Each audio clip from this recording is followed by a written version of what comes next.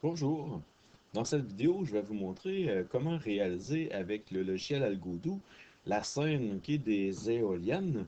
Alors, si on regarde le produit fini, lorsqu'on part la simulation, on devrait voir trois éoliennes qui vont évidemment fonctionner. Donc, les pales de trois éoliennes vont tourner à une vitesse plutôt réduite. Et puis, on peut voir le décor en arrière-plan et je pourrais vous remarquer aussi, les poteaux sont cachés par les arbres. Et ici, ce sont évidemment les pieds qui sont cachés. Et on regarde un en avant-plan où on a le pied complet. Alors, si on regarde fonctionner notre champ d'éoliennes, alors lorsque la simulation est partie, on voit l'ensemble. Alors, pour pouvoir réaliser cette scène, alors les objectifs, c'est de regarder qu'il y ait trois pales de même dimension. Alors, on va utiliser une image de éolienne.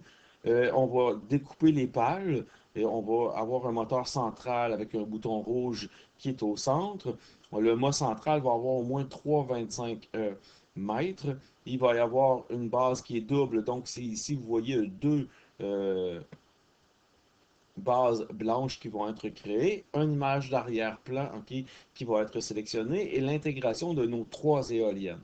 Évidemment, on va demander de camoufler la base de deux éoliennes. Comme vous pouvez voir ici, elles ont été camouflées. Alors, comment réaliser cette scène? Alors, tout d'abord, je vais vous proposer évidemment d'ouvrir un nouveau projet. Et lorsque votre nouveau projet est ouvert, alors vous êtes prêt à aller chercher vos images. Pour aller chercher les images, donc je vais diminuer, vous devez ouvrir Team dans un premier temps dans Office 365 et vous allez retrouver votre conversation dans le menu général de votre groupe. Ici, je l'ai fait avec le groupe 144, groupe 5, mais c'est la même chose pour tous les groupes. Donc, il s'agit d'aller chercher Team. Dans vos fichiers, vous allez retrouver ici la turbide et ce que l'on va faire, c'est qu'on va sélectionner la turbide et cette turbide-là, on va évidemment vouloir la télécharger directement sur notre ordinateur. Alors, quand on fait télécharger, il va la placer dans votre ordinateur.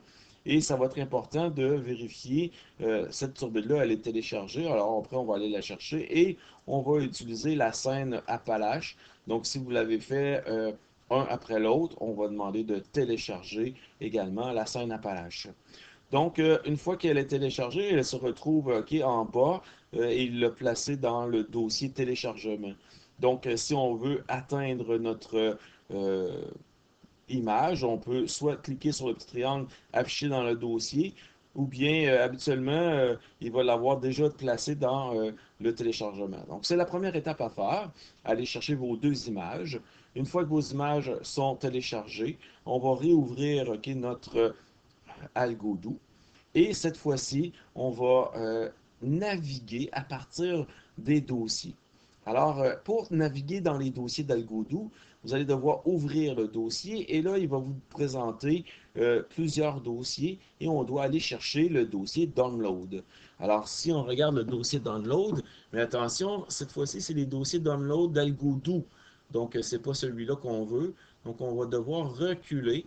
Donc, on clique sur notre dossier pour revenir à notre ordinateur. Et si on revient à notre utilisateur Pierre Bazin, vous voyez, il vous montre le chemin. On est sur l'ordinateur C et on est ici dans nos dossiers disponibles. Donc, si on revient sur l'utilisateur avec votre nom probablement, et vous allez ici Download, et dans le dossier Download, on va retrouver notre scène Appalache et notre scène Turbide. Donc, portez attention aux différents dossiers. Je vais sélectionner dans un premier temps l'éolienne. J'ai juste à cliquer et il va l'intégrer. Et dans un deuxième temps, je clique sur une fois et on va l'avoir intégré. Donc, notre image d'arrière-plan. Et il va y avoir mis l'image aussi de l'éolienne. Donc, on va mettre de côté notre image d'arrière-plan et on va faire un zoom sur l'image qui est de notre éolienne. Cette fois-ci, cette éolienne, on va utiliser notre couteau.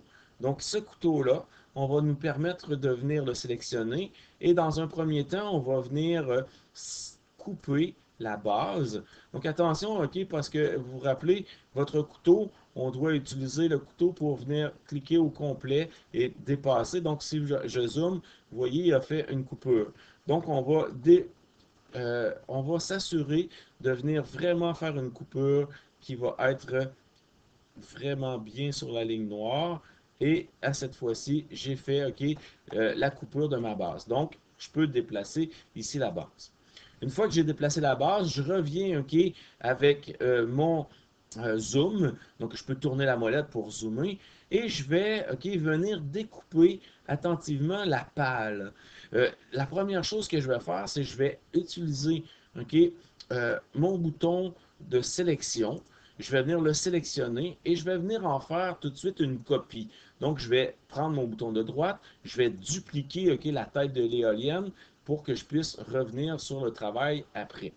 Maintenant, une fois qu'il est dupliqué, je vais zoomer sur ma page et je vais utiliser euh, euh, le couteau et je vais m'approcher pour venir découper OK, attentivement la page. Qu'est-ce que je vais faire? Je vais venir cliquer sur la base. Je vais maintenir avec mon clavier OK, la touche Shift et je vais maintenir sur ma souris. OK, je maintiens toujours mon bouton de gauche qui va être cliqué. Je vais venir placer un premier point. Je vais juste soulever mon doigt qui est sur le clavier Shift. Je vais refaire le clavier Shift pour pouvoir changer la direction. Je clique, déclic mon bouton Shift. Je clique, déclic le bouton Shift. Clic, déclic, Shift. Clic, déclic pour venir tracer OK, ma ligne droite. Et je vais tranquillement profiler la pale, toujours en utilisant le bouton clic de mon clavier. Et je vais toujours maintenir le bouton gauche de ma souris enfoncé. Et je vais juste glisser ma souris tranquillement pour venir couper. Okay, évidemment, à la fin, je vais lâcher ma souris.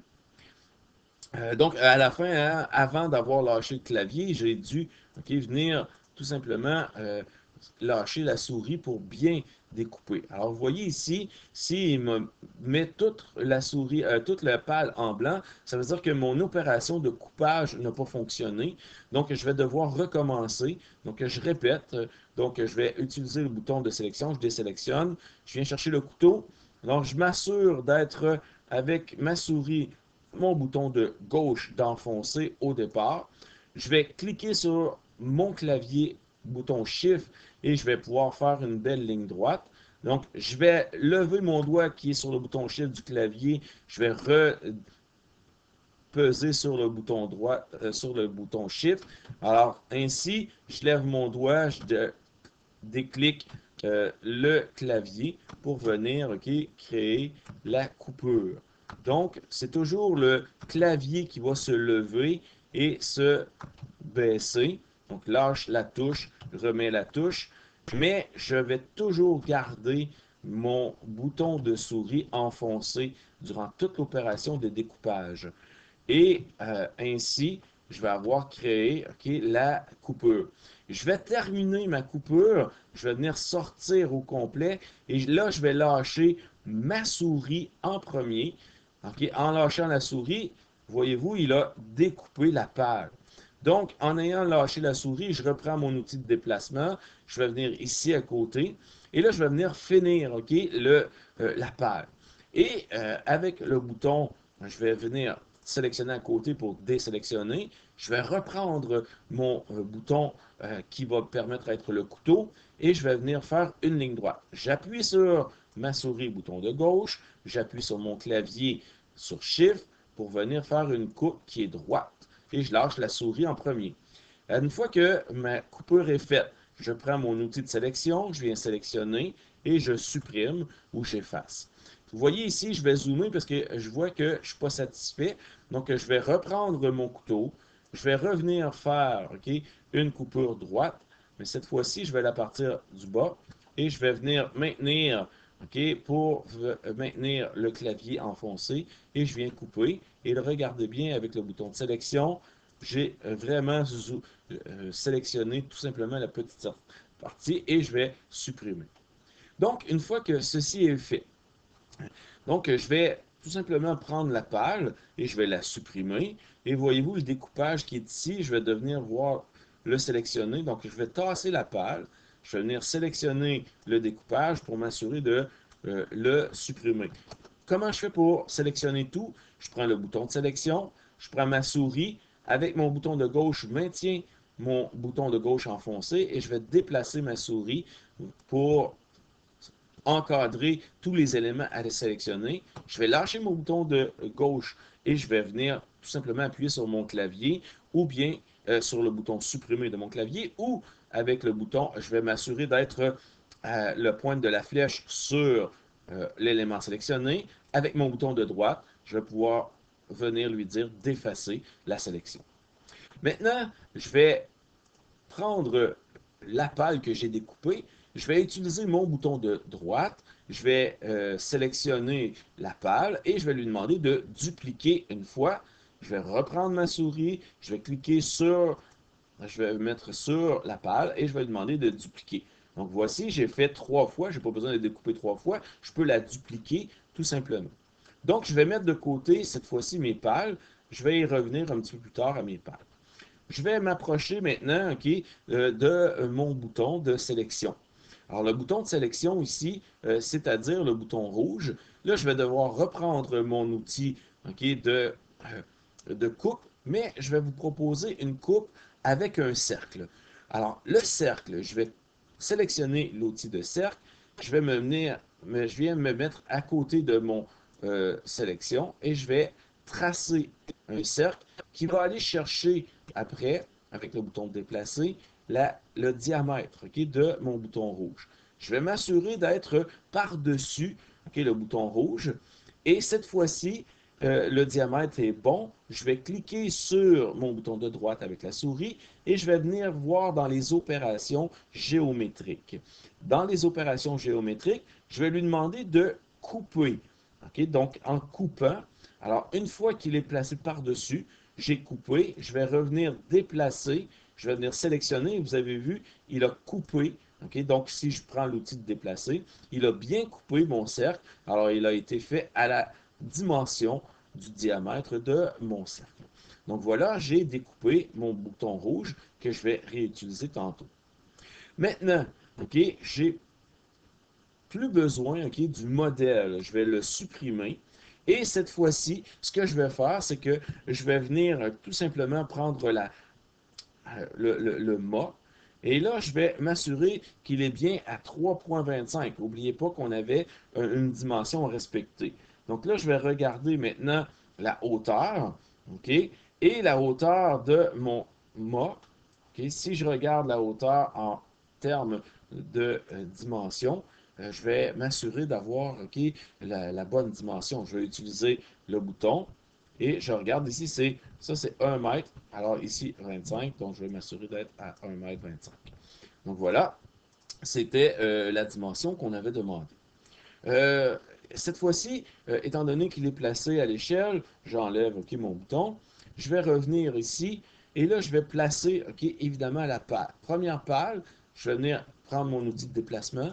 Je vais me placer ma pale. Là, je vais devoir utiliser mon petit cercle. Et ce cercle-là va venir se placer à l'extrémité. Et attention, ce cercle-là, je vais l'utiliser pour venir mettre la première pale. Je vais mettre ma pale et je vais vouloir qu'elle soit en avant-plan. Donc, je vais utiliser mon outil de sélection.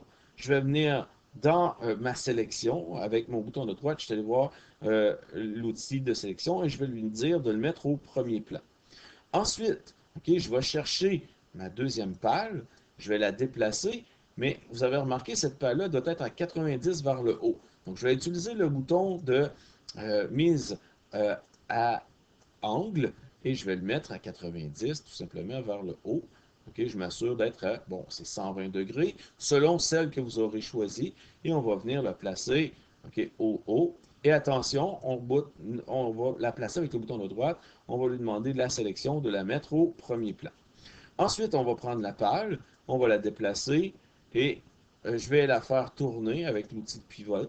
Je vais la faire tourner donc à 105 degrés. Je vais prendre mon outil de et je vais la mettre, attention, en premier plan, sélection, premier plan. Et là, je vais zoomer pour m'assurer de venir la mettre la plus proche sur, OK, je veux la mettre sur la forme arrondie. Et puis maintenant, ce qu'il nous reste à faire, c'est de venir fixer, OK, nos trois pâle sur le cercle. Je vais utiliser la fixation. Je vais utiliser cet outil, je vais zoomer, et plus je vais zoomer, plus ma fixation va être petite. Et rappelez-vous que le X doit être de couleur rose, étant donné que c'est ma balle qui est rose. Donc, je vais être fixé, okay, sur le rose. Excellent lorsqu'on a bien sélectionné nos fixations. Ensuite, je vais utiliser, okay, mon outil de couleur. Je vais sélectionner la fixation. Je vais prendre l'outil de couleur et je vais la mettre à 0. Okay, donc, je vais faire la même chose avec les trois fixations. Donc, je vais mettre mes trois fixations à 0 dans le canal alpha, okay, pour m'assurer qu'elles soient transparentes. Donc, je m'assure d'avoir, okay, une fixation transparente. Donc, je vais venir chercher, OK, attention, pour que ce soit la fixation sélectionnée avec la couleur de la fixation. Je vais, OK, évidemment, mettre ça à 0 et je ferme la boîte de dialogue. Ainsi, j'ai mes trois couleurs, mes trois pales qui sont fixées à ma couleur, mon petit set de couleurs. Maintenant, ce qui reste à faire, OK, c'est de prendre le mât, de lever le mât en dessous pour que je puisse voir, OK, le mât qui dépasse mon centre de ma balle de couleur. Je vais sélectionner la balle de couleur. Avec mon bouton de droite, je vais ouvrir la boîte de dialogue et je vais lui donner une action. L'action que je vais lui demander, OK, c'est de venir ajouter un pivot centré. Donc, le pivot centré, c'est le moteur qu'on va utiliser. Et vous voyez, il est fixé, OK, au mât arrière. Alors, ce pivot centré, je vais cliquer encore une fois sur le bouton de droite pour lui demander pivot. Et là, je vais lui mettre un moteur rotatif. Et là, il va falloir qu'on joue après avec la vitesse du moteur. Nous verrons, OK, vérifier tout de suite si le moteur, on va partir la simulation. Oh, on a oublié de fixer, OK, le tout. Alors, si je viens fixer le mât, donc je vais sélectionner le mât et je vais lui demander, OK, de l'action qu'il soit collé à l'arrière-plan. Donc, le mât, lui, il est collé à l'arrière-plan. Là, je vais pouvoir partir ma fixation, ma simulation. Et voilà, mon moteur va fonctionner. S'il arrive, OK, on voit ici une instabilité. Alors, je vais arrêter. Je vais reculer de 1. Pourquoi il y a une instabilité? Ce sont nos contacts des pales. Alors, je vais sélectionner le mât et je vais lui demander, OK, de mettre un contact 0. J'enlève le contact. Et cette fois-ci, une fois que le contact est enlevé, je vais partir, OK, et je peux voir maintenant le moteur bien fonctionner. Je arrête, je reviens de 1, parce que là, je vais avoir ici mon centre. Ce centre-là, OK, rouge, je vais le sélectionner, parce que mon moteur fonctionne bien. Je vais venir prendre je vais le rapprocher, et je vais, avec mon bouton de droite, lui demander que la sélection soit en premier plan. Et je vais mettre ici, au-dessus, okay, le premier plan. Mais là, il faut faire attention parce qu'il ne sera pas collé. Okay? Il faut qu'il soit collé, évidemment, okay, avec notre mât. Donc, je vais m'assurer de venir prendre une fixation pour qu'il soit collé sur le mât. Et il va être petit, donc je m'assure ici qu'il est sur le mât. Donc là, ici, étant donné que j'ai enlevé le contact, okay, du mât, donc il a mis un contact en mauve, donc ça ne sera pas correct. Donc je vais revenir, okay, sur la fixation.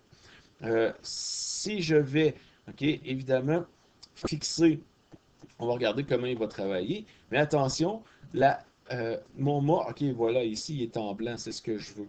Okay, je veux m'assurer qu'il soit en blanc, donc je vais enlever cette fixation-là. Et là, vu qu'il est en blanc, donc je suis certain, okay, que, ben là, quand il est en blanc, j'étais correct tantôt, là, et mais il veut pas. Donc, je m'assure. OK, on va l'enlever tout simplement.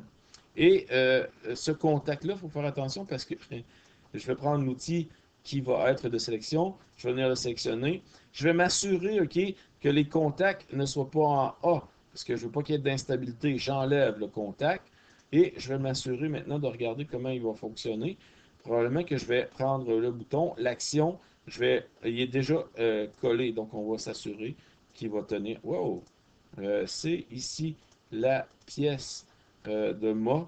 On va le coller à l'arrière-plan et là, on va vérifier et voilà.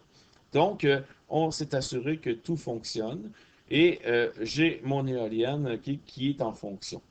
Donc, voilà comment il reste maintenant à créer le pied.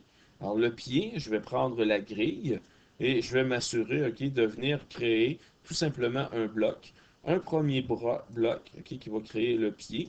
Et ce pied-là, je vais le sélectionner. Je vais le mettre de couleur blanche.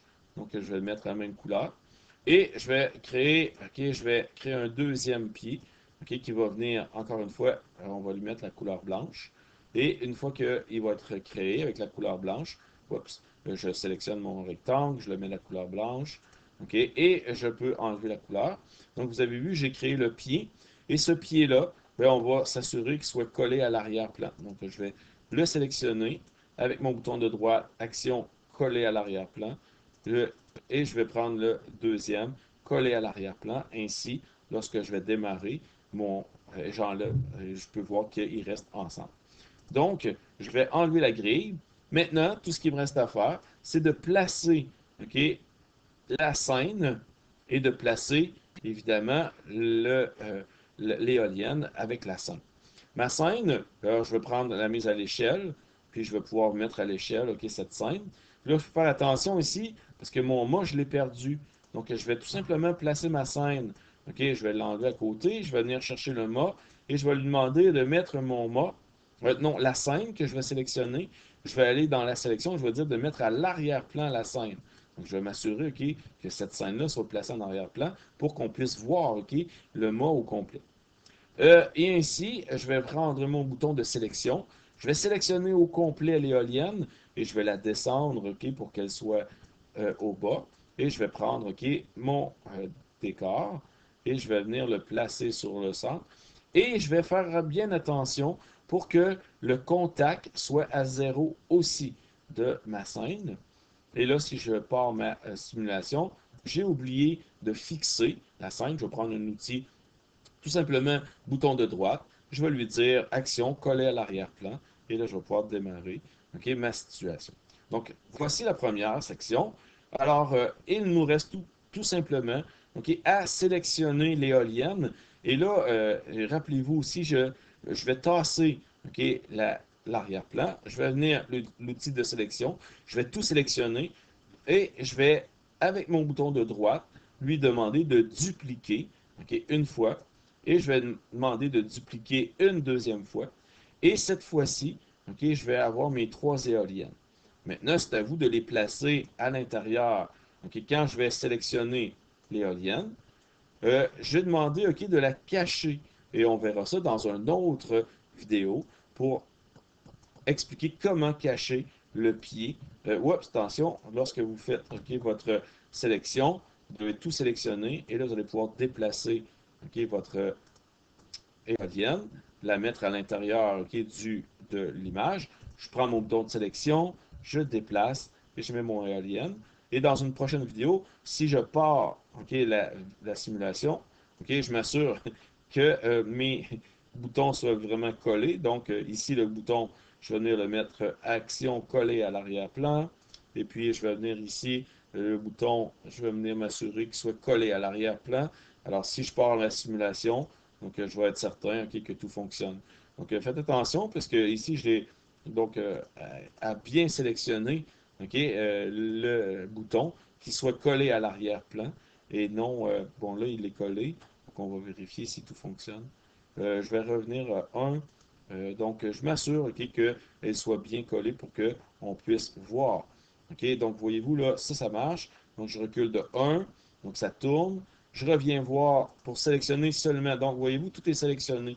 Je dois m'assurer de désélectionner et de venir sélectionner seulement okay, le bouton central. Et là, je vais m'assurer que mon action soit collée à l'arrière-plan. Donc, c'est seulement le bouton qui est collé à l'arrière-plan. Je vais faire la même chose ici. Donc, je m'assure de sélectionner seulement le bouton et je vais venir dans les actions, coller à l'arrière-plan. Et là, je vais pouvoir vérifier si ma scène fonctionne. Et voilà, ma scène fonctionne. Et dans une vidéo ultérieure, je vous présente comment mettre le mât en arrière-plan.